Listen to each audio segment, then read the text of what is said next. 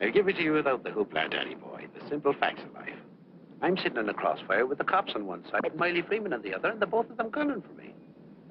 So I'm the guy who knows that you're the one who took the 20 grand from Smiley to cover up the dirt and kill him. Got a cigarette, Danny boy? Now, my proposition's quick and easy, Danny. We split the 20. 5 for you, 15 for me, and I take it on the lam. Live and let live's my motto. Oh, that look in your eye, Danny's painful to me pride. Oh, Danny boy, don't kill me. Danny boy, don't.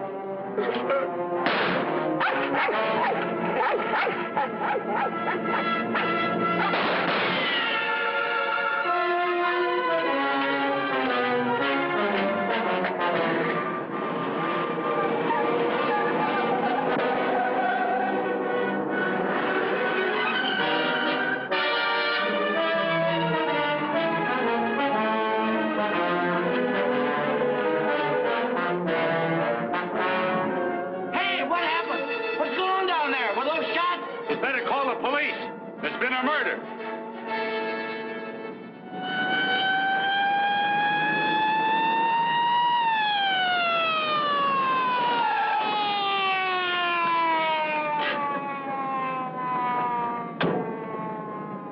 Evening, Inspector. Hi, boys. Always happens in the middle of the night. Yeah. That's Joe Gordon, all right? Yeah. He won't be doing much testifying now. Convenient for Smiley Freeman. Yeah. Fiddler over there with the dog says he saw it. Yeah? Stenographer here yet? Not yet, Inspector. What's this guy's name? Frank Johnson. Lives around here. Claimed he was out walking his dog. Hi, Mr. Johnson. Inspector Ferris. Homicide detail. Understand you had a front seat. I sure did. Get a good look at the killer? Too good. That streetlight was right on his face when he got out of his car and shot at. Shot at you? Twice. You're lucky he missed. Think you'd recognize him? You saw him again? It's not a face I'm likely to forget. Pick him out of a lineup? I think so. Yeah. Say, what's this all about anyway? The dead man, Joe Gordon, was going to testify before the grand jury next week. That's tough. Not too. He had a bad record. He knew too much about Smiley Freeman. You know who Smiley Freeman is? The gangster? That's right. Gordon was our witness. Now, you're it. Me? Yeah. All you have to do is identify the killer. We'll do the rest. Married? In a way. What do you mean, in a way? Are you or aren't you? Yeah, I am. Where do you live? Right over there, 136 Alta Linda, apartment 4D. Pick up Mrs. Johnson. Bring her over here. Okay. Hey, don't wake her up. She's not gonna like it. Well, she'll want to know where you are, won't she? We're taking you down to headquarters. Headquarters? What for? Protective custody. I see what you mean. Now, where were you standing when he shot at you? Oh, right down there. Show me. Well, I was right down there with the dog when the car drove up. I didn't pay much attention to it. A little bit later, I heard a shot. I looked up just in time to see this fellow, what's his name, fall out of the car. Then the killer pumped another shot right into him. My dog barked. He got out of the car, started to shoot at me. I ducked, and he drove away. What kind of a car? I don't know, a light coupe. They all look alike to me. Well, his aim was all right. He was just shooting at the wrong target. He thought your shadow was you.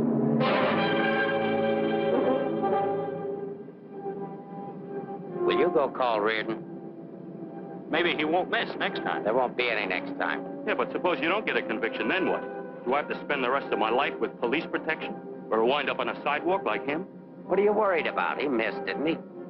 Stay here a minute. We'll get the rest of the story downtown. I hate to get mixed up in this. Yeah, it's getting so a man has to be careful where he's looking these days. Take it easy. Keep out of here, will you? Say, I think I dropped my pipe somewhere around here. Is it okay if I look for it? Remember where you had it last? Yeah, it was right over here somewhere. What's the matter, Buster? Give me the Come on, get out of here, will you?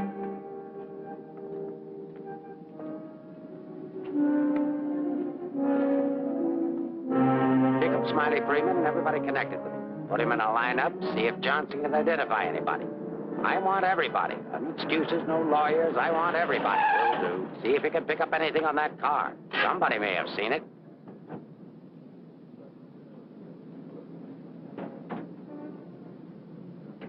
Mrs. Johnson, that's not your husband. Man was killed. He saw it happen. He's right over here. Sorry I had to get you out of bed, Mrs. Johnson. But after all, we had to make sure that he had a wife. Where is he? He took a powder. Sergeant, pick up Johnson. The idiot will get himself Down there killed. and cover the park. Just like him, now. always running away. What do you mean always running away? Running away from what? From everything. Broadcast description. White, male American. Wears a trench coat, soft brown hat. A very ordinary looking fellow, I'm afraid. Yeah. Well, how would you describe your husband, Mrs. Johnson? I couldn't. I haven't been able to for a long time. May I go now? Come on, you might. Nice dish, huh? Nice looking dish. I want everything shut off. Bridge controls, roadblocks, everything. I'll stick with her. Right. Did you hear the shots fired? How could I? I was in bed, sound asleep. Find any pictures of him? No, but plenty of her. Just some tired snaps of him. They won't do anybody any good. But keep them. It's books on psychology. I wonder why. Has he got a problem? I wouldn't know. Maybe he's confused. Aren't we all? Pipe smoker. What does that mean? Nothing.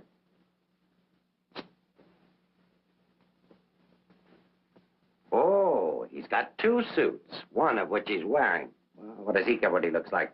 Nobody pays any attention to him anyway. Not even his wife. You're really wasting your time. There must be at least 20,000 men in San Francisco who answer that description. How are you going to find him?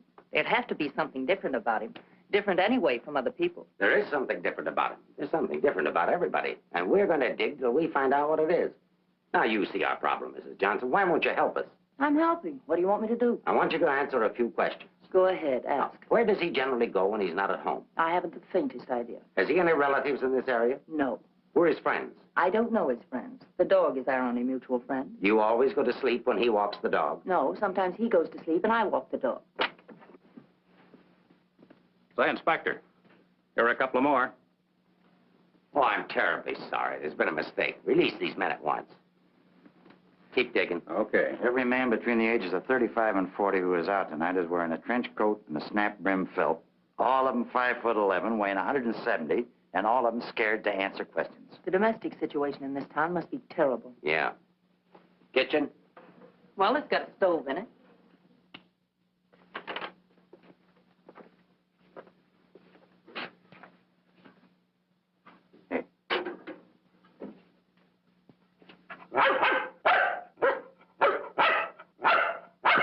Don't you eat anything but dog food? He's not particular and I'm lazy, so we eat out. Where?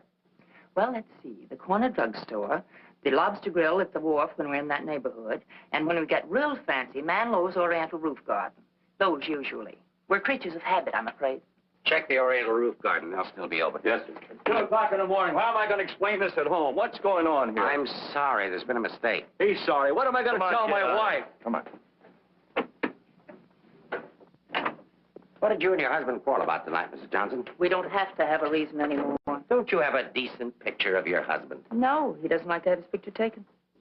I don't want any photographs of him floating around that might get in the papers. The killer doesn't know what he looks like. Didn't he see him? No, he shot at his shadow.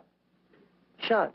He shot at Frank? Twice. Nobody knows that except the killer, your husband, and now you. So let's keep it that way. It's important.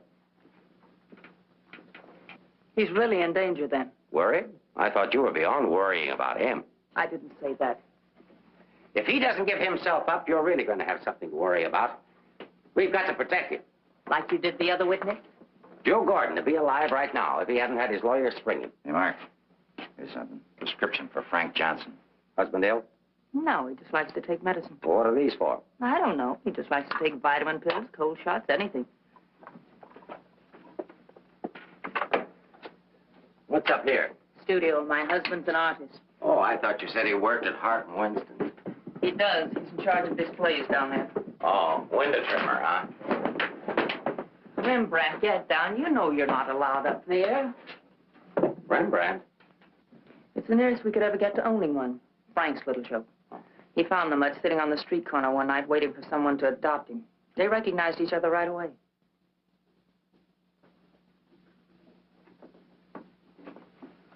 Is this supposed to be you?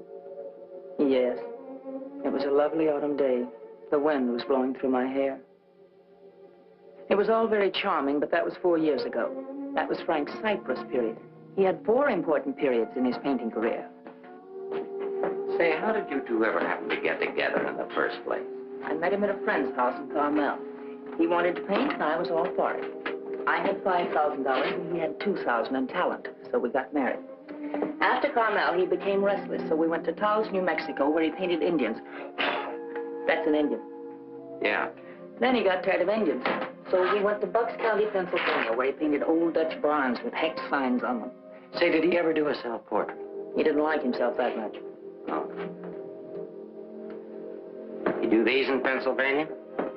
No, he got restless again, so we came to San Francisco. Here he started sketching crummy old characters that hung around wharves, missions, and gin mills. That was his social protest period. Then our money ran out, and he had to take a job. Couldn't sell the stuff, huh? He wouldn't try to sell it. Didn't think it was good enough. These sketchbooks are filled with great ideas he never got around to painting. Well, didn't you try to get a job? Why should I? That's his responsibility, not mine. Friend of your husband? No, that's his burlesque period. Now, that I like. It's pretty good. Yes, but it takes more than talent to have a career. You have to have staying power. Frank's a drifter, so when the money ran out, we just drifted. Who's this? Oh, some dance team over in Chinatown. Know him? Oh, he's a retired ferry boat captain who does sand sculptures at the beach. Oh, I know who that is. That's Rembrandt. What has all this got to do with finding Frank? You just answer the questions. That is, if it doesn't hurt. Why should it hurt me? It's all past and done with. If you want to snoop into the remains of our marriage, that's up to you. Don't touch that telephone. If that's your husband, find out where he is. But keep on talking.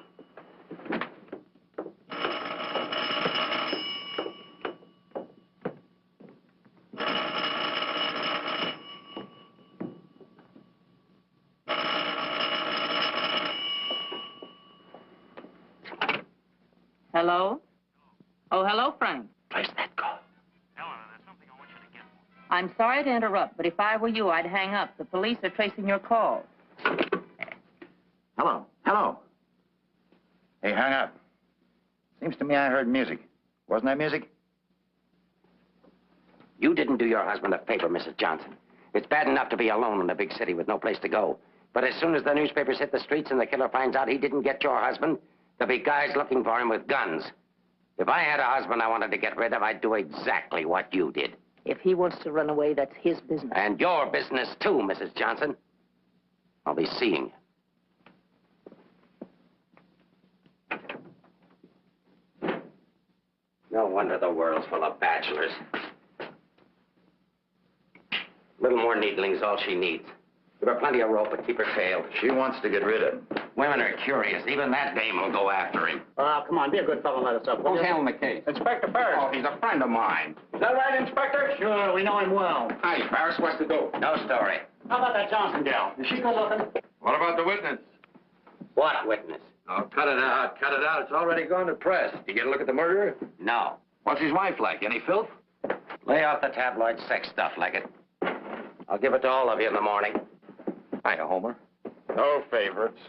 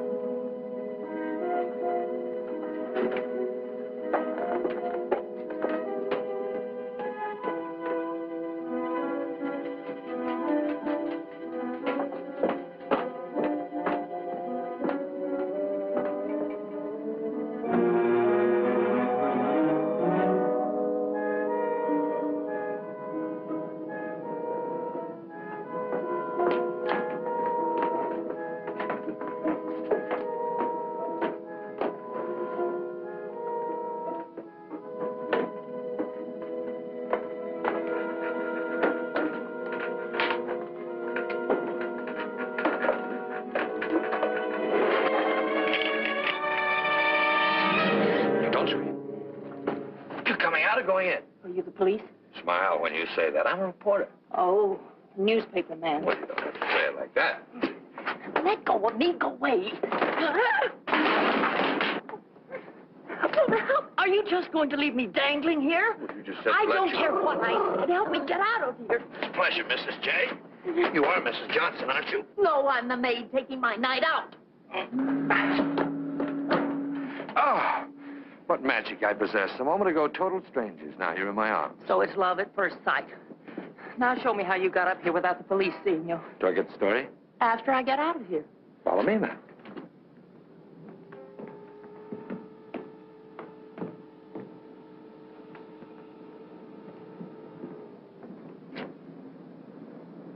Looks like half the police force is down there.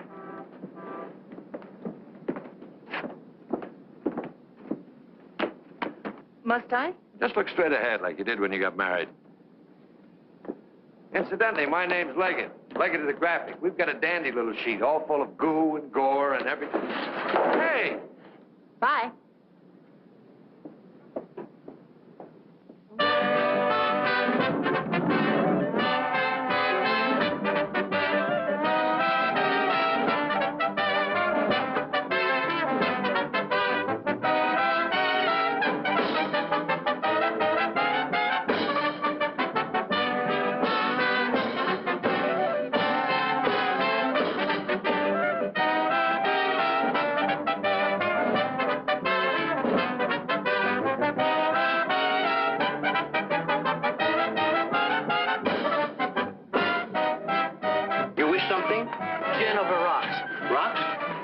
Taken, madam. Well, thank you, Mrs. Johnson. I'd love to join you. Well, you didn't think you were going to get rid of me as easy as you ducked the police, did you? I'll have you know, Mrs. J, I'm an old fire escape man from way back. Why don't you get lost?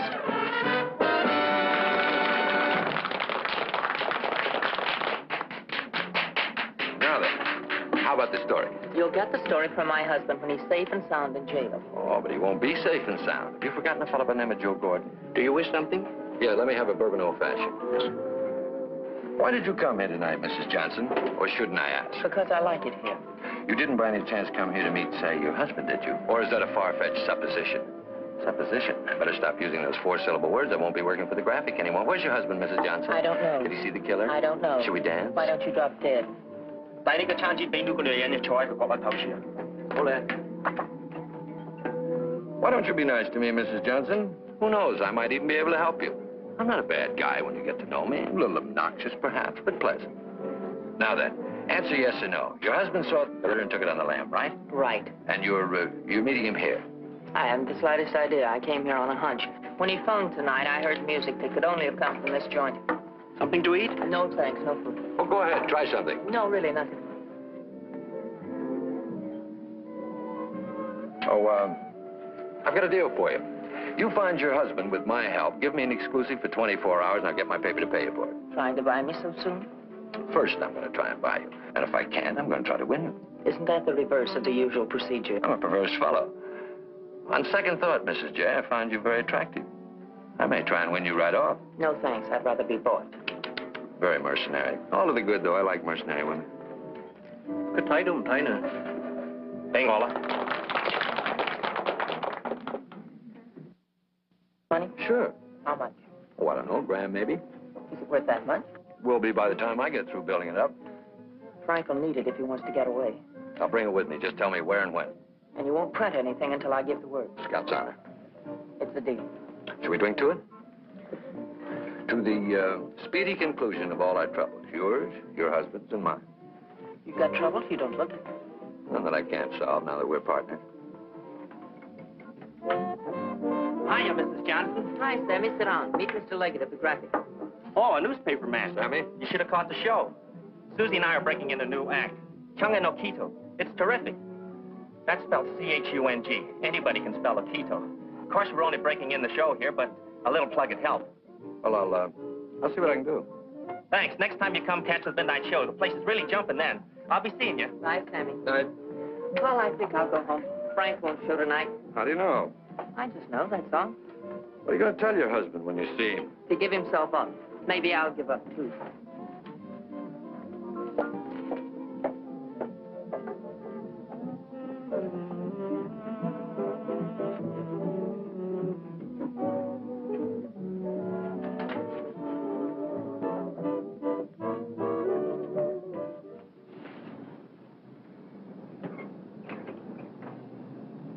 flag down.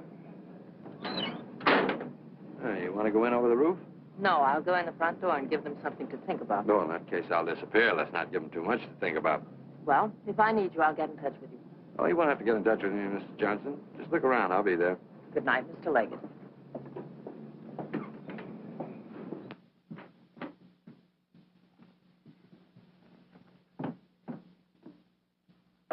What are you doing here? That was nice going, Mrs. Johnson, but the next time you try to get out, you'll have more trouble. I've got news for you. I've just seen your husband's doctor. Why, aren't you feeling well? Your husband isn't a hypochondriac. He's a very sick man. He's got a bad heart.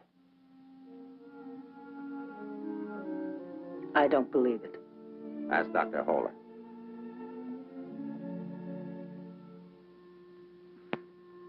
Frank never said anything to me about it. Maybe he figured you wouldn't be interested. Well, he can walk into any drugstore and buy some medicine. Not without a prescription, he can't. And I've given orders to every drugstore in town that none of this medicine's to be dispensed without an order from me. If he should have an attack and not have that with him, you know what that means. You can't do that. If it's the only way I can get him to come in and testify, I mean to use it. But Frank's done nothing wrong. Oh, yes, he has. He was in the wrong place at the wrong time. I thought the police were supposed to protect people, not put them in danger. All it says in my book, sister, is that the good of the majority's got to be upheld. And for the good of the majority, Frank Johnson's got to testify. If he gives himself up, we'll give him a supply of medicine, we'll protect him. And if he doesn't? He'll die of a heart attack or a bullet from one of Smiley Freeman's men. I don't believe a word you're saying. You're only trying to frighten me. And I'm getting pretty sick of you. Now get out of here. Of course, if you want to try to find it, I won't try to stop you. But I don't think you can find it. I don't think he's running away from us. I think he's running away from you. I said get out.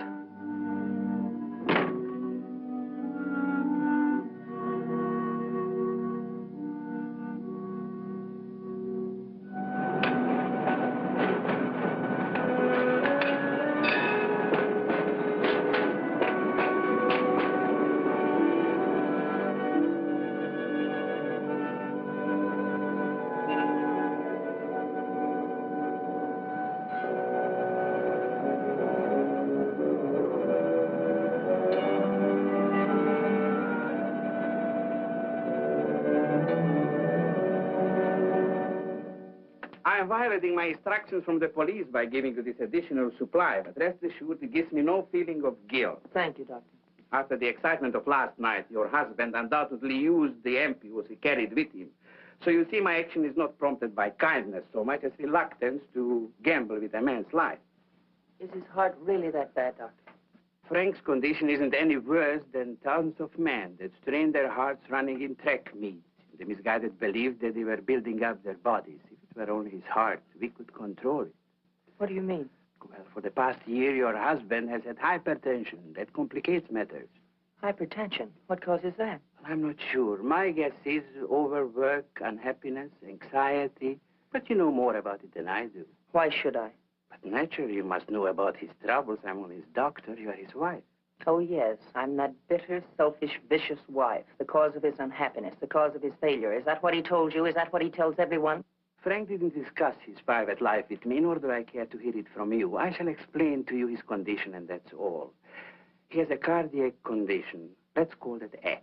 Now, X alone is not serious. He also has hypertension. Let's call that Y. Now, X plus Y is dangerous.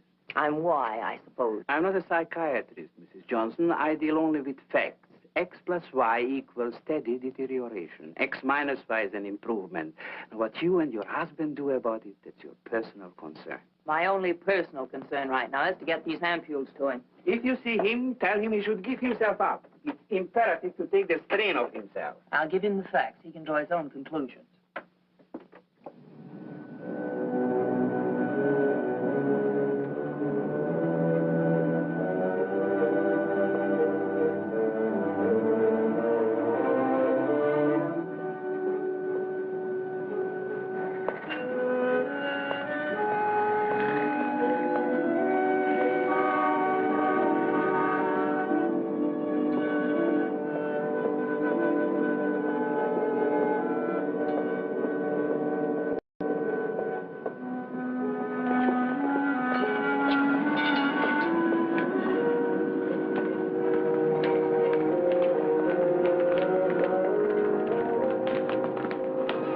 darling, I thought I'd never find you. Now stay right here. I'll be back in 5 minutes to explain everything. All right, Mr. Johnson, come along. My name isn't Johnson. Yeah, and I suppose that isn't your wife either. No, but I wish it were. Do you have any identification? Yes, I have. My name is Stephen Carruthers, optometrist. While we're on the subject, I think you better have your eyes examined.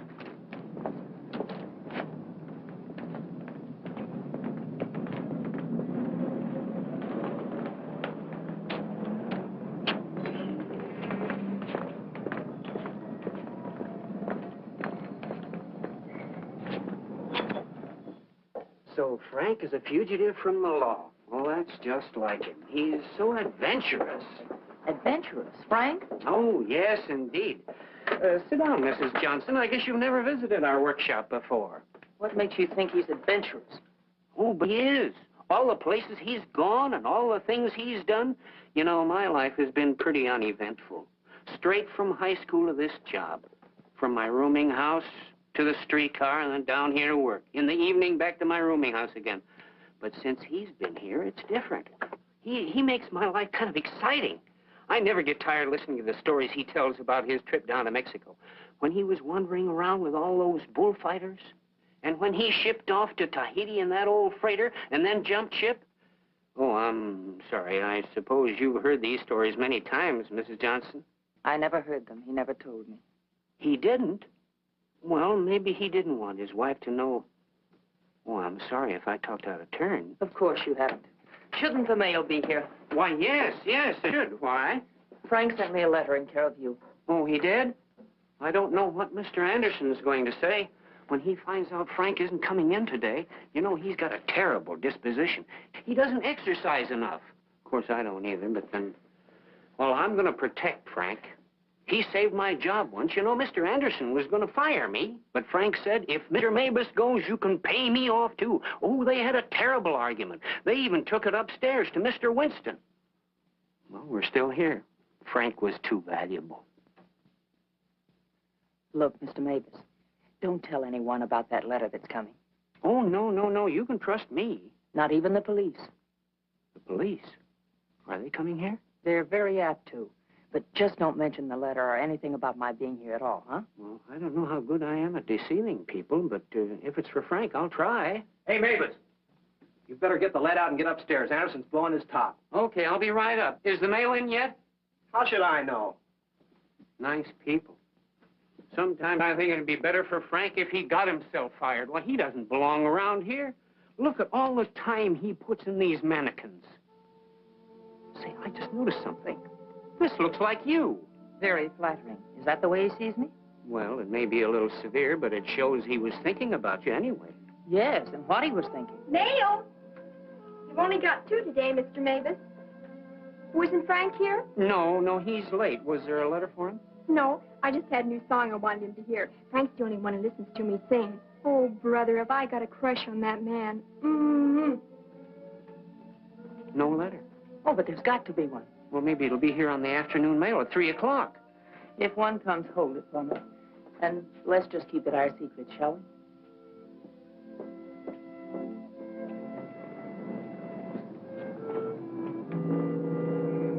Good morning, Mr. Johnson. He didn't show up for work this morning, did he? Where'd your new pal Leggett? I haven't the vaguest idea. I wouldn't get too cozy with that guy if I were you. He'd crucify his grandmother for a story. I haven't found him as objectionable as you are. What right have you prying into my personal life, having me followed as if I were a criminal? I'm sick of it. I'm sick of you, and I want it stopped. Mrs. Johnson, didn't your husband ever beat you? Are you going to have these men stop following me? The man who killed Joe Gordon isn't stupid. If I'm smart enough to use you as a bird dog to lead us to your husband, so is he. You may be very happy to have a copper on before this thing's over. That I doubt. Stick with it. How could I lose a redhead like that?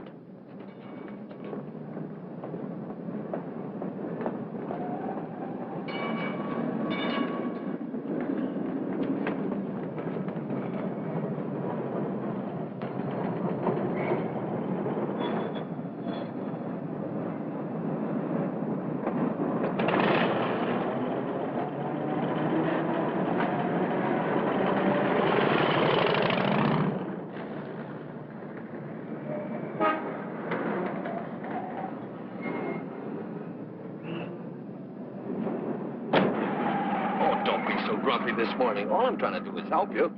Do you know that you've got a little shadow? Huh? There she is. Well, it's a nice morning for a ride.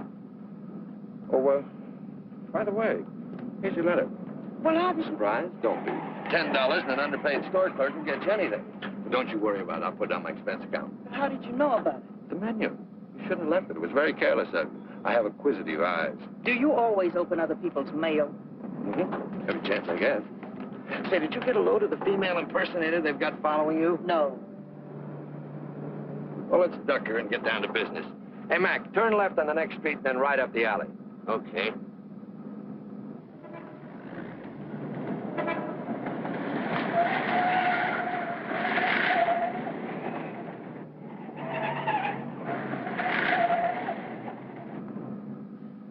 Mean anything to you? Oh, a lot of things. Something to go on? I'm not sure. What does he mean in there about the doctor and the ampules?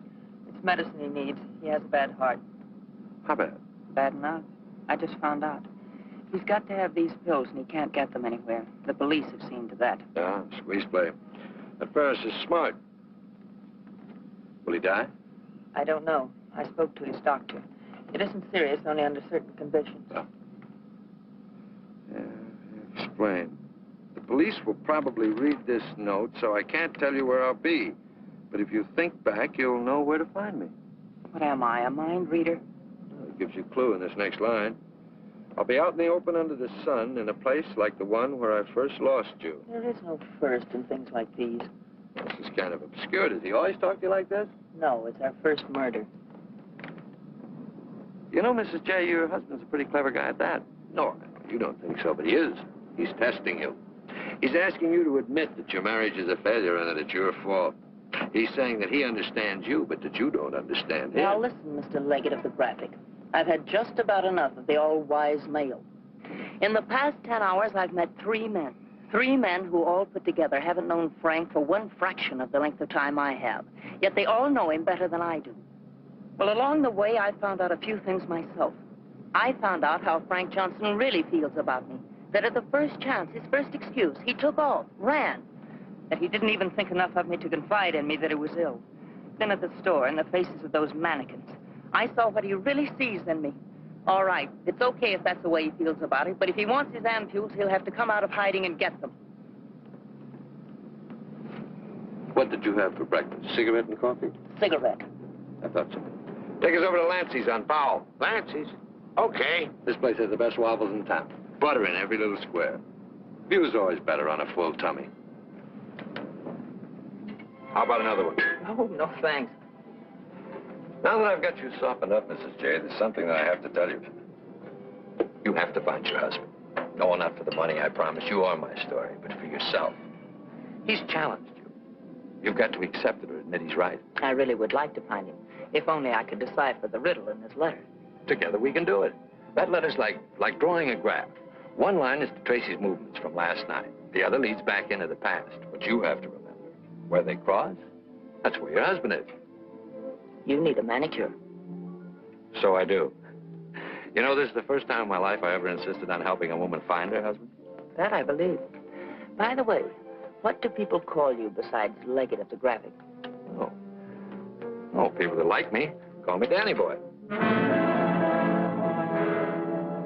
Okay, Danny Boy. Fisherman's Wharf. Frank used to come here a lot. I remember once he did a watercolor of a boat. A fisherman admired it, so Frank just gave it to him. Not to be outdone, the fisherman gave Frank a big swordfish. I made a remark about the joys of living by the barter system, and we had a bitter quarrel. But it certainly wasn't the first one. Do you think Frank was referring to a quarrel when he said, where I first lost you? What else? Another one started up here on Telegraph Hill. Frank did a canvas of the harbor from here that I thought was wonderful. When I told him so, he insinuated that my taste in art ran to calendars. I said my taste was my own, and I wanted the paint. So he gave it to me. But he signed it, Eleanor's husband. Without telling him, I entered in the contest they were having here at the art gallery. The oil by Eleanor's husband won first prize, $500. But do you think Frank was pleased when he found out? Oh, no. He refused the money and withdrew the painting, Said he wasn't ready yet. Sounds pretty stubborn. Stupidly stubborn. I wonder if he ever really wanted to be successful. Soon after that, he took the job at Hart and Winston's. You know, the only thing we know for sure is that Frank was at the Oriental Gardens last night. While we're in the neighborhood, let's drop in. Yeah, he sat around the dressing room until we came down to do the 1 o'clock show. Then he said he was going to make a phone call. Then Frank wrote the letter. He said to get in touch with you, that he was going to send the letter to a store, care of Mr. Mavis. Haven't I seen you someplace before? Shouldn't be surprised. I've been there. But didn't he say what he was going to do or where he might go? I didn't want to pump him. Say, why don't you try Sullivan? Who's Sullivan? He's a grand Mick, runs a bar across the street. Come on, I'll show you. You can go down the back stairs. Now I know where I've seen you before. Last night. Oh, sure, I was in with Mrs. Johnson. No, I mean the picture that Frank drew. Picture? What picture? Of me? Well, it looks something like you. You know how Frank's always drawing pictures. Did he say who this man was? No, he didn't. I wonder if I should have told the cops about it. Oh, well, they'll be back. The man that was in said so. Susie, quit yakking. Do you still have the picture? Maybe I could run it in the paper. Yeah, it's upstairs in my dressing room. I better keep it, though. Hey, Leggett, are you sure you want to help find Frank? Say, don't forget that plug in the paper about us. We can sure use it. Okay, take it from the top. I've got to see our agent.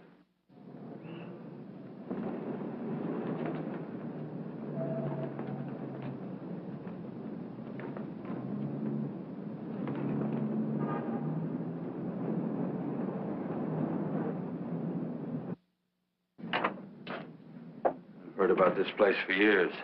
Never been here before.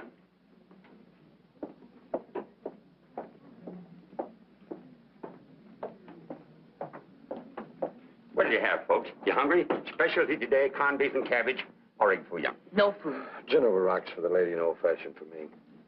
I think I'll call the paper and see if anything's broken. You can get more out of him alone anyway. So why didn't you wear a hat? I look funny in hats. You know, you're right. What is it? No, I didn't drop a nickel.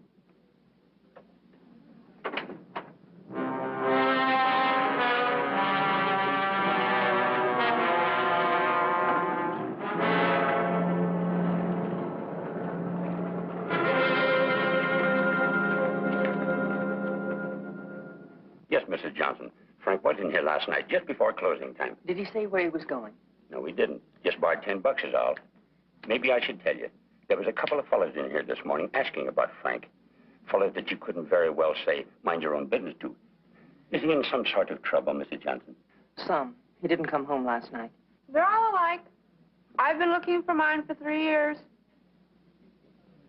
I'm glad I finally met you, Mom.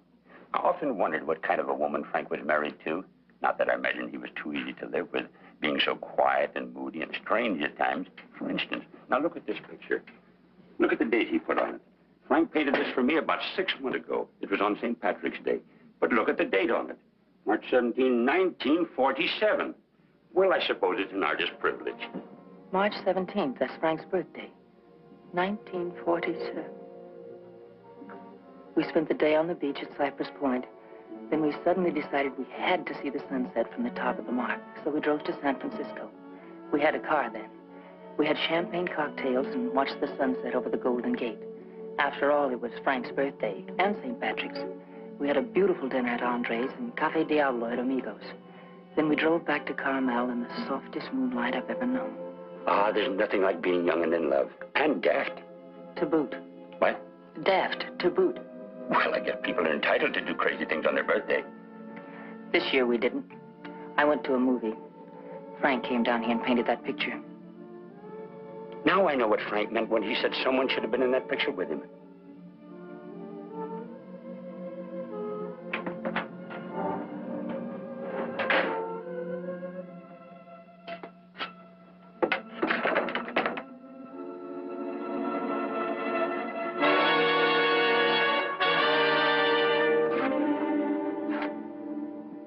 I have a notion if your husband could have seen your face when you were telling about that birthday party in 1947, he'd have painted you right smack in the middle of that picture with his arms around you.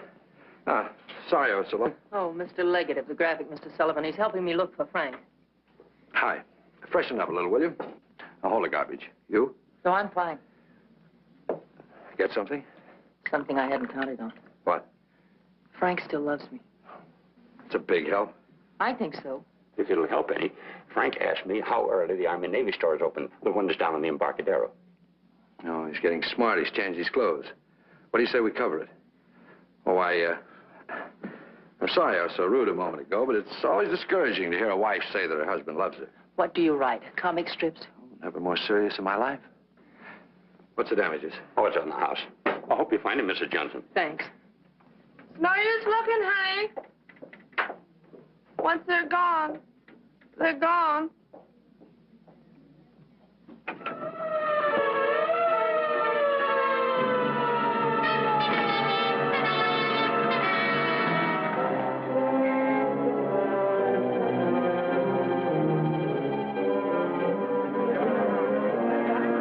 How did it happen? I was walking along and she almost hit me. She must have fell from the Oriental roof garden up there. Who is she? She's one of the dancers from the show. Maybe a drink, Sammy? It helps sometimes. No, thanks. Hi, Sammy. Let him alone, can't you? I just heard about it. I'm sorry. I can't understand it, Inspector. Susie was happy. We were doing great. There was no reason for it. Sometimes we don't know what makes people tick, even the ones closest to us. I just can't believe she killed herself. Well, maybe she didn't. Inspector, how Well, else? it could have been robbery. She might have surprised somebody in the dressing room. Did you check her stuff, see if anything was missing? No. Well, do it now.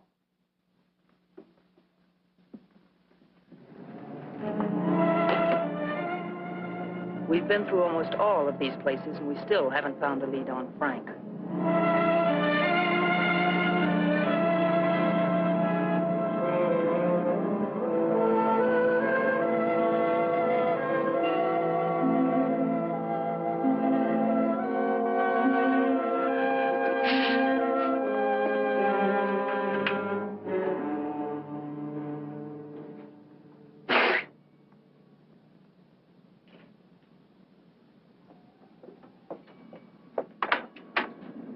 Mind if I look at this coat? That's a man's coat. Mind if I look at it? Say $1. That's Frank's coat. Where did you get it? None of your business. But that's my husband's coat. No, it ain't. It's mine. Fella came in here and traded that coat and $4 for a pea jacket and a cap. When? When I opened up this morning. Where'd he go? How do I know? I just sell stuff. I don't watch people. Shut the door as you go out.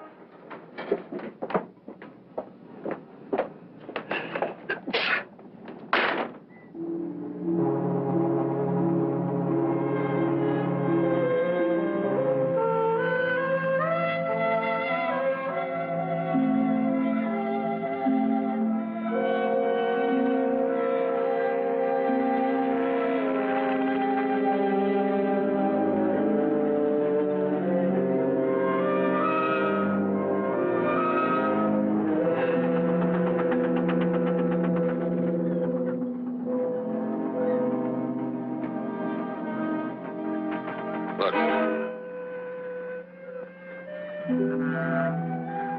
Well, wouldn't you know? There he is, just like nothing had happened.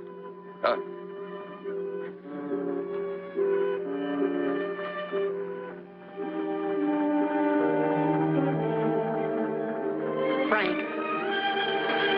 I beg pardon? Oh, I'm sorry.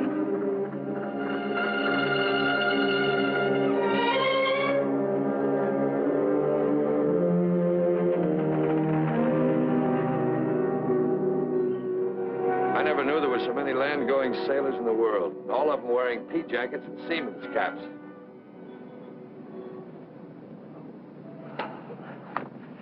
Beat, huh? Mm-hmm. I might as well admit it. I can't remember. No thanks. There's not much sun left to find him under. If you think back, he said in his letter, you'll know where to find me. Danny, maybe if I'm alone, I can figure this out. I've got to go home anyway and feed the dog. He's been locked up all day. Oh, sure. I could meet you later someplace. How about picking me up at the corner of Montgomery and Union Streets when you're ready? It's not much out of your way. All right. I'll meet you there in an hour. Uh-oh. Looks like your shadow's finally caught up with you.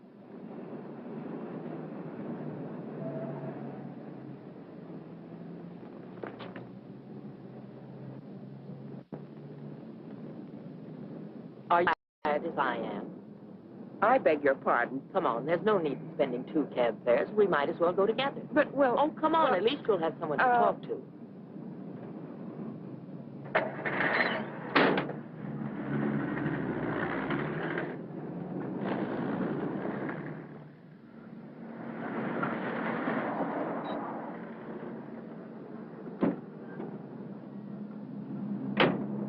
As a taxpayer, I thank you.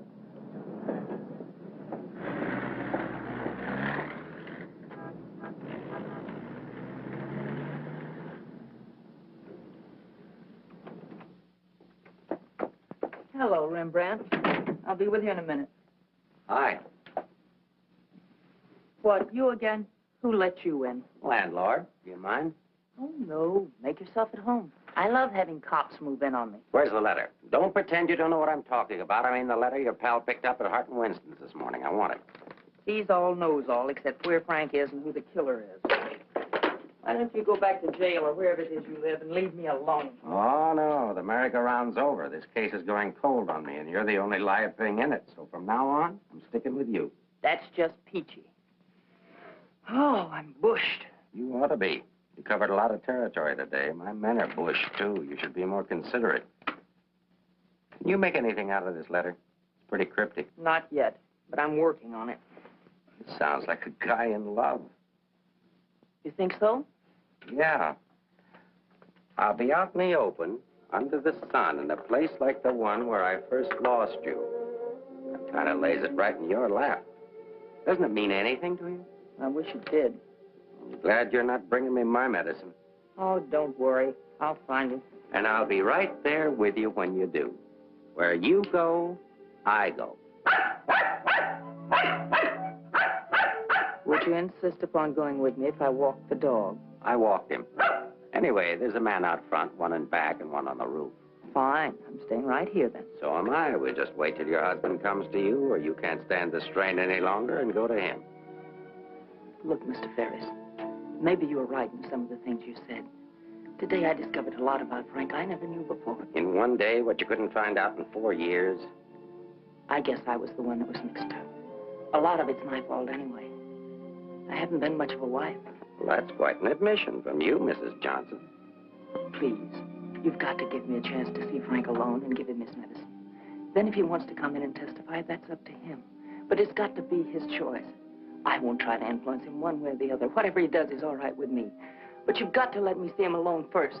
I believe you, and I'd like to help you, but I'm a cop. If Frank keeps on running, I'll have no witness to say nothing of a job.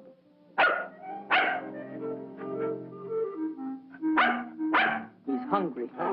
Couldn't you have fed him, too? I couldn't figure out how to work the can opener. Can I use your phone?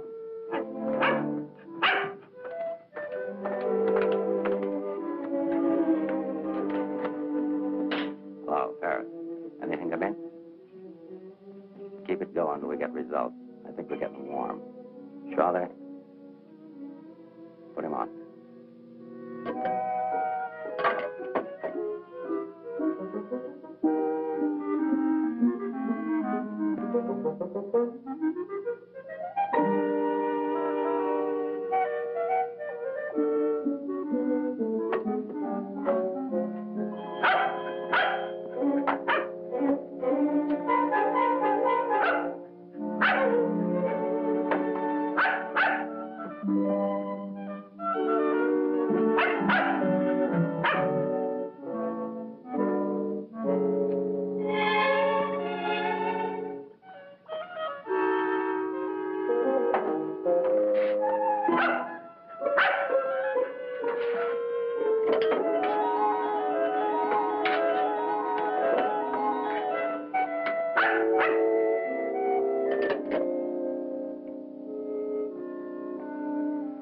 Sorry, Rembrandt. It's the only thing I can think of.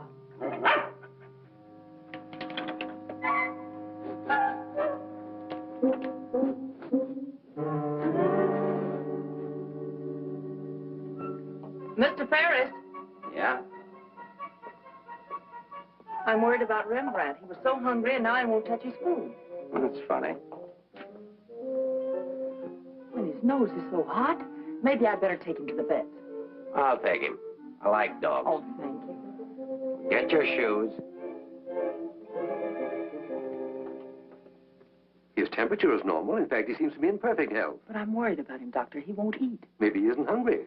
Perhaps he should stay here for a few days for observation. May I take a look at your exercise yard? Oh, yes, right out that door across the hall. And, Doctor, see if you can't coax him to eat something.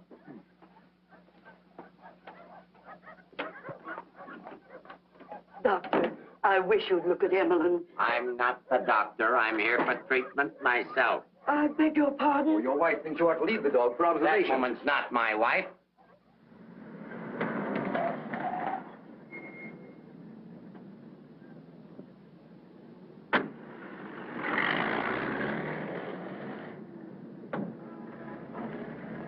Ferris was there when I got back. He knew about Frank's letter. Well, that doesn't surprise me. I knew he'd check that. Danny, I've been thinking. Why did Frank send it to Hart and Winston's? Well, he didn't want it intercepted. Why not leave it with Sammy Chung, then? Or give it to anybody he knew who'd bring it to me? Why Mavis at the store? You mean you think there's a reason, something you missed? Yes, something I didn't see. Something I overlooked. Driver, take us to Hart and Winston. Okay.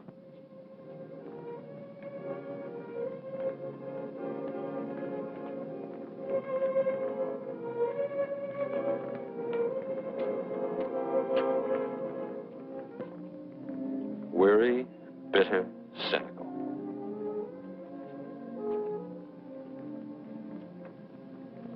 Fresh, eager, and hopeful. The two Eleanors. Now I remember. One day on the beach at Carmel, just after we were married, Frank made a mermaid out of sand. It was supposed to be me. And a big wave came up and washed it away. And he said, well, I've lost you. And I said, you'll never lose me, Frank. I won't let you. That's what he meant in the letter. It wasn't a quarrel. This means something to you. You know where he is? I'll take you there. Inspector Ferris wants to see you. Why? Look, he wants to see you. Where? Later.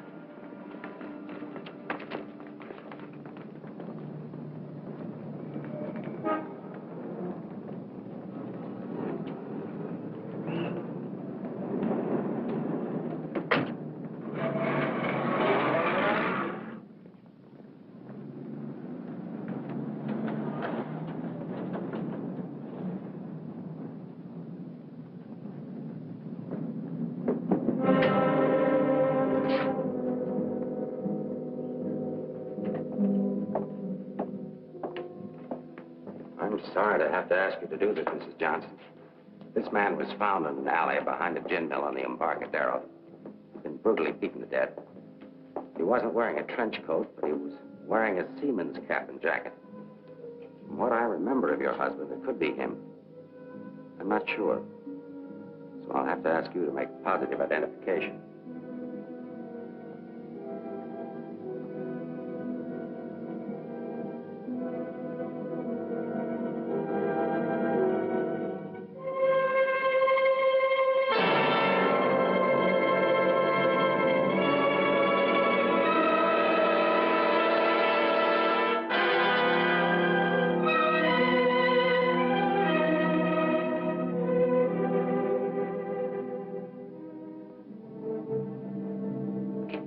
Let her alone.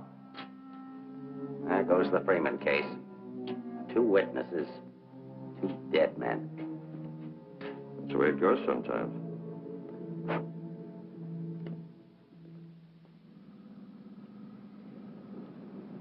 Eleanor, anything that I could say would just be words.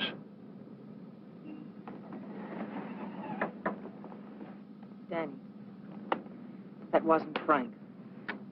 For a quick moment, I thought it was, and I felt things I didn't know I could feel. What was I holding out for? Why didn't I learn to understand him? Why don't we give freely of ourselves when we can? If only I had another chance, I thought. Then I saw it wasn't Frank, and I fainted.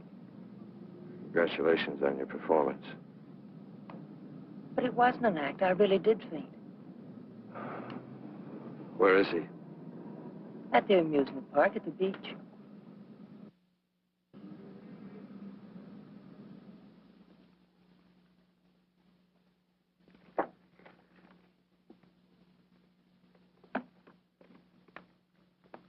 You were there when it happened. Why can't you talk? That Johnson dame's a smart cookie. Yeah. I wonder where she got the idea of passing that stiff off as her husband. Somebody had to pass him off. Sure. The guy she identified was a second mate off a tanker, just been paid off. Somebody rolled him for his dough. Why wasn't I told?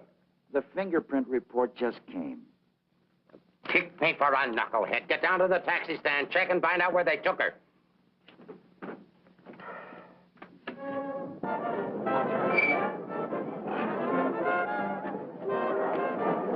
$1.80, sir.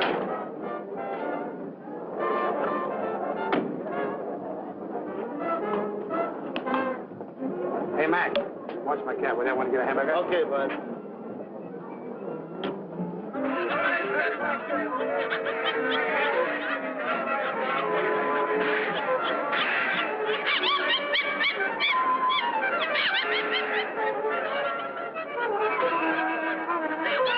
Here, put this on right away.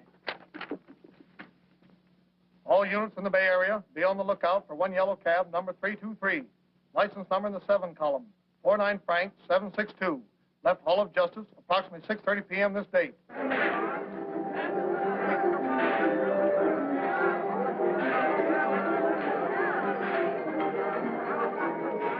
Right down there, beyond that railing at the sand sculpture.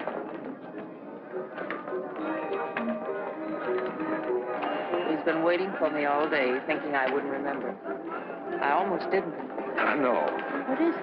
Well, I couldn't talk to him there. There's too many people around. I couldn't get the kind of story I want.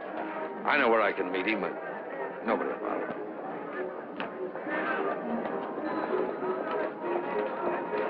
Oh, look at the sand sculpture.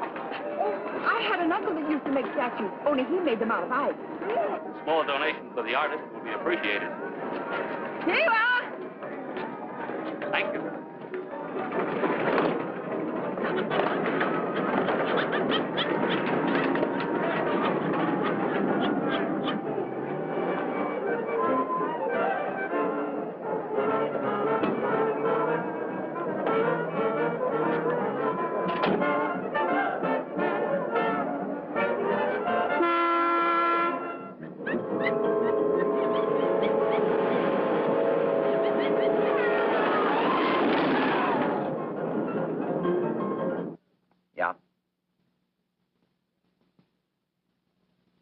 Thing's beginning to boil.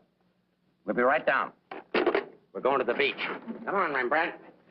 What my eyes miss, your nose will smell. Come on.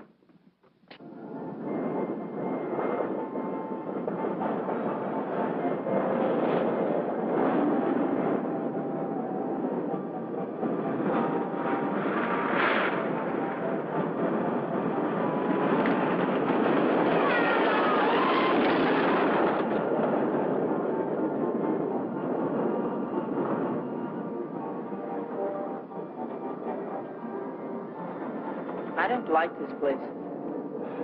It's a good spot. I used to come here with a girl when I was a kid. It's more frightening than romantic. That's the way love is when you're young. Life is when you're older. I'll tell Frank where you are. You sure you want to start over again with your husband? I'm sure I want to try. I'm not sure what he wants. Supposing he doesn't want to.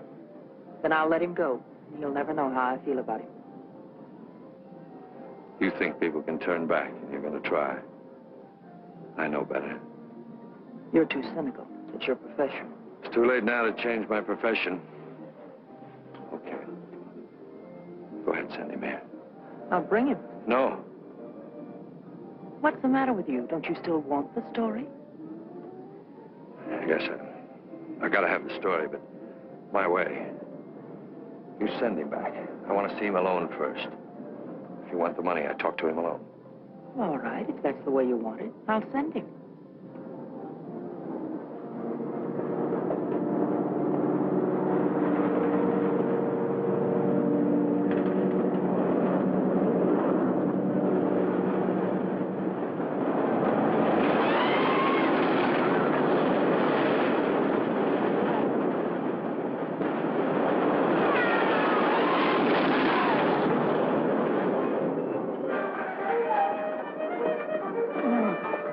fellas get over there and cover the pier side. Yes, right, sir. You get up there.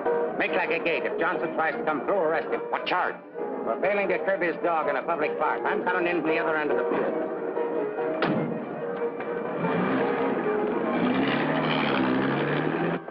Hey! How are we doing? 771. Huh? That's better than I do on some Sundays. Thanks for taking care of things. Now, it's the first day I've had off in years. You know what I've been doing all day? Riding back and forth between here and Sausalito on my old ferry boat. Look, I can't stick around here anymore. I've got to get out of here. Say, Cap, I hate to ask you, but Won't take you very far. Here's the keys to my car and the ticket. Find it over in the parkway. Tank's full. Thanks, Cap. I'll get it back here. You better.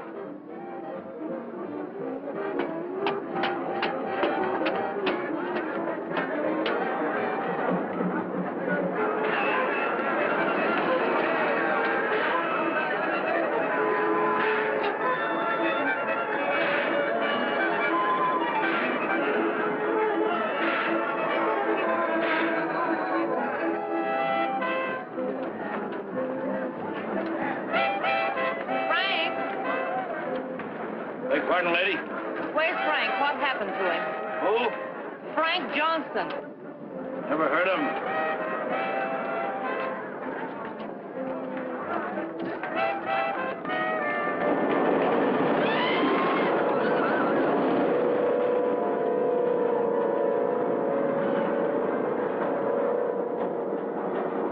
Sorry, Mrs. Johnson, but I had to be careful.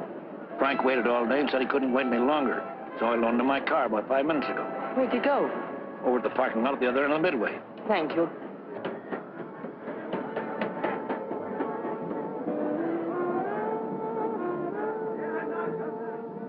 I lost a bet with myself. Did you want to win? As ordered, delivered. Late as usual, but delivered. Let's get out of the light.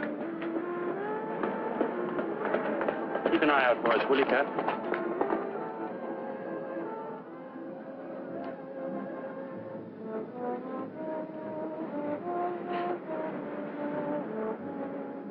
Why didn't you tell me about your heart? Oh, you know, doctors, they make a big deal of everything. Guess it was a silly thing to do, writing that corny note. It sounded like you'd had a couple of drinks. I had. By the time I finished the drinks and the letter, I was a pretty sad character. Well, I can't hide out here forever. Would you want to? I can get a job in another town. I'm a pretty fair window trimmer. A pretty good artist, too. We've got to pull out of this. We? Yes. If this excitement hasn't killed you, I'm sure I can't. We'll get out of town where you'll be safe. Can't go very far. I've got $7.71. Borrowed that from the captain. There's a fellow named Leggett, a reporter from the Graphic. He helped me find you. He's promised to give you $1,000 for an exclusive.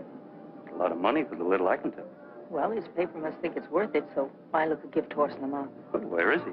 Over by the roller coaster. Come on, I'll show you. Hey, you, turn around. You know an artist named Frank Johnson? Who? Frank Johnson. An artist. Did a sketch of you. I saw it. Could be, but I don't remember. Oh, gee, I just work here. Used to be a ferry boat captain, though.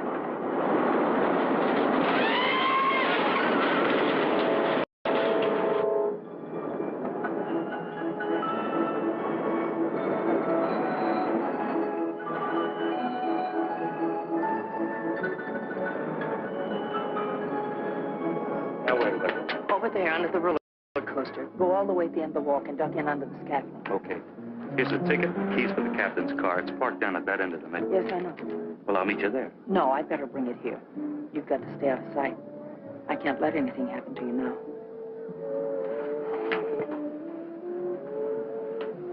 Nothing can happen to me now. Remember that man shot at you? How did you know? That wasn't in the paper. Ferris told me. Nobody else knows it. The guy that fired the shots.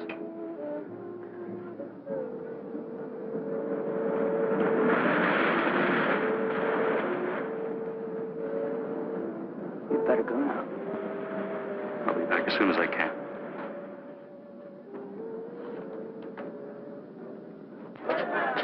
Mark, the prowl car out at the entrance just got word for you to call in.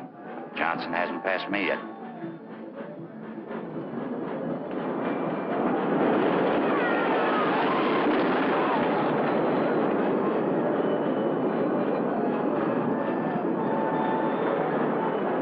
Oh, I haven't got time to talk to him now. That's McDonald and Murray's case. But he says he has some information you wanted. Hold on.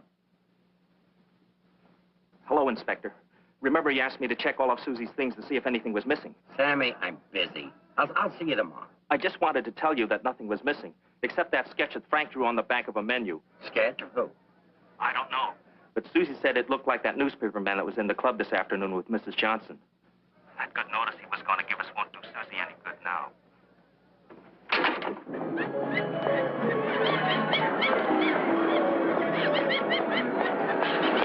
What happened? Where's Frank? He's on his way to meet you, but Ferris is here with the dog. But that stiff in the morgue was a plant. He's a pretty sharp fellow. Let's get off the Midway.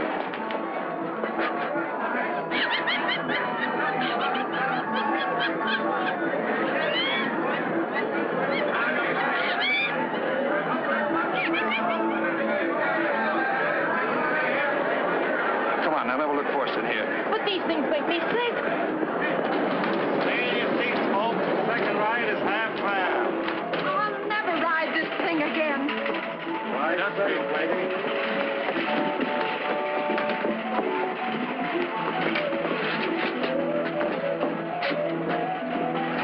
All right, Eddie, take it away. Don't stand up in your seats, folks. This is the greatest thrill of your lifetime.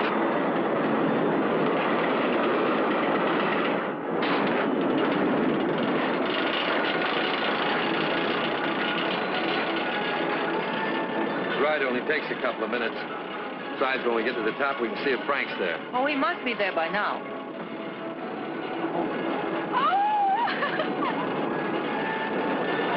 I don't see him.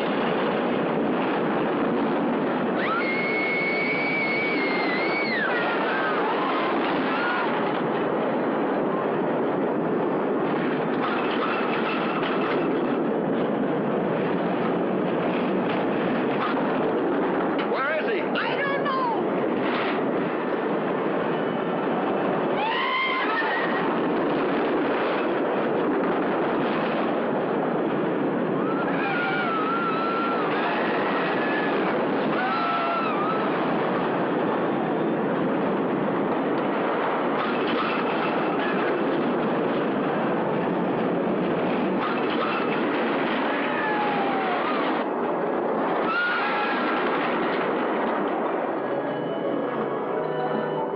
Hey, buddy, where do you think you're going?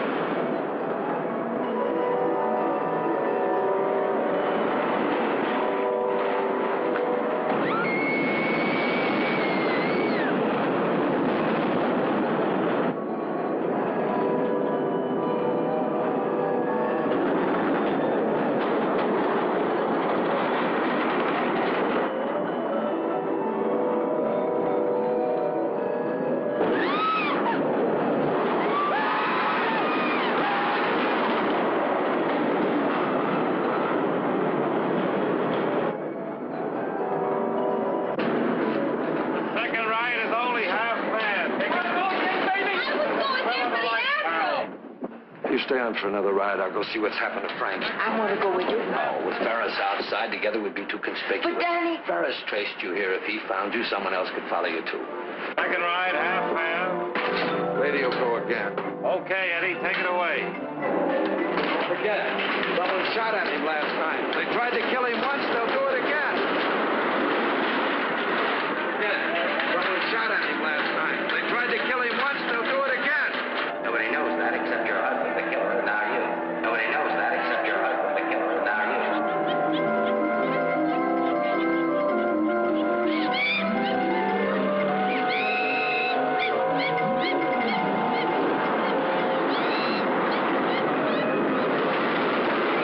Running away!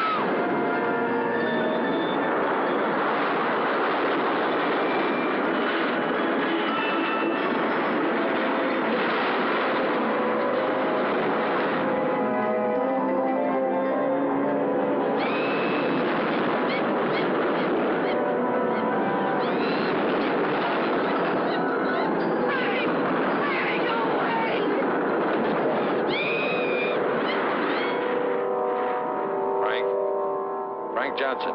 Yeah. Is that you, Mr. Leggett? Be careful, there's a loose plank over here. I know.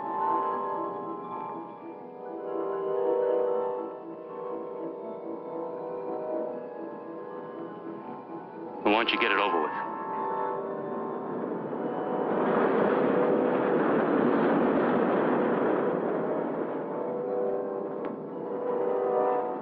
I don't have to, Frank. You got a bad heart. You can't stand tension. You're gonna kill yourself.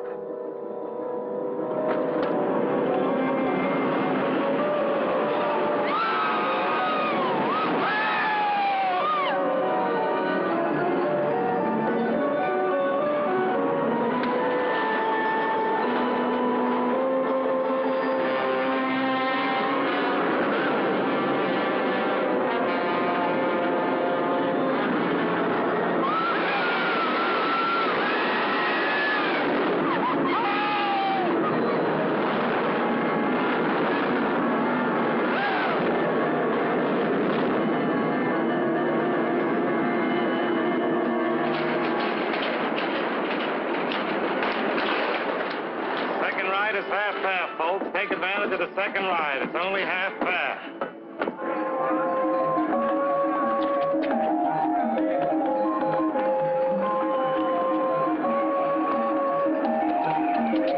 What's your hurry, Mrs. Johnson?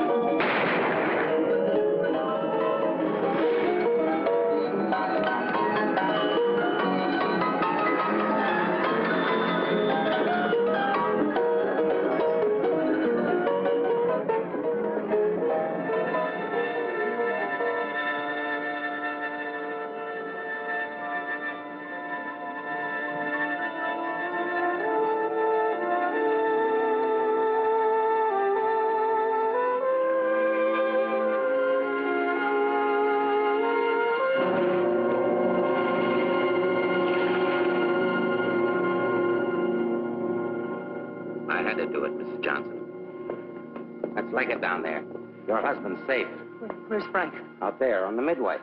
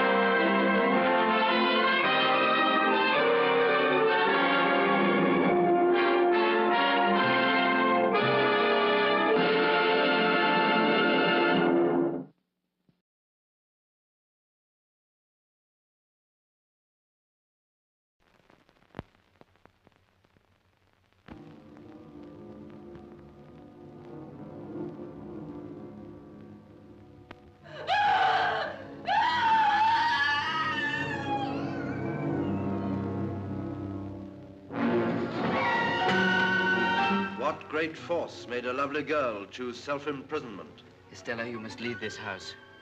It's a dead house. Nothing can live here. What was the brooding secret of a young man's childhood?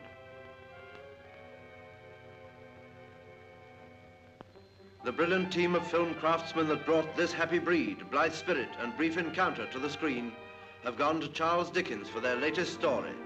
Not because he is a classic writer, but because he is the greatest storyteller of all time. Because no one can portray more faithfully than Dickens the hopes and doubts that dwell in the heart of a boy, or hold you poised so perilously between a smile and a lump in the throat. I wish I could kiss you goodbye.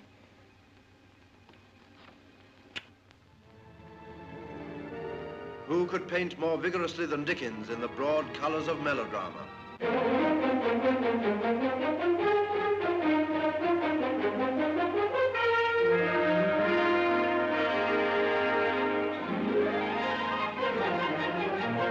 John Mills is the boy grown up with great expectations.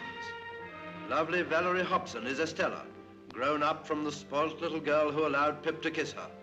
Introducing Anthony Wager, chosen from many hundreds of boys to play Pip when young. Gene Simmons, already started on the road to stardom. And the 101 odd characters that come to life beneath the sure hand of the master. The fools and the criminals, the weak and the strong, the vain, the meek, the modest, the brazen, the gay, the sorrowful, the desperate, and the pompous. Francis L. Sullivan is Jaggers, the lawyer. What do you suppose you are living at the rate of? The rate of, Mr. Jaggers? The rate of. Nursing a broken heart in a morass of self-pity, the mad Miss Havisham, played by Martita Hunt. Bernard Miles as Joe Gargery, Pip's humble, faithful friend. And hunted alike by the law and the lawbreakers, Finlay Curry as Magwitch. Oh, Lord, be merciful to him, the sinner.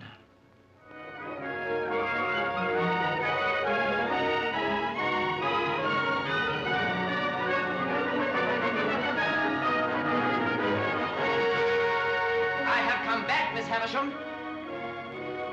I have come back to let in the sunlight.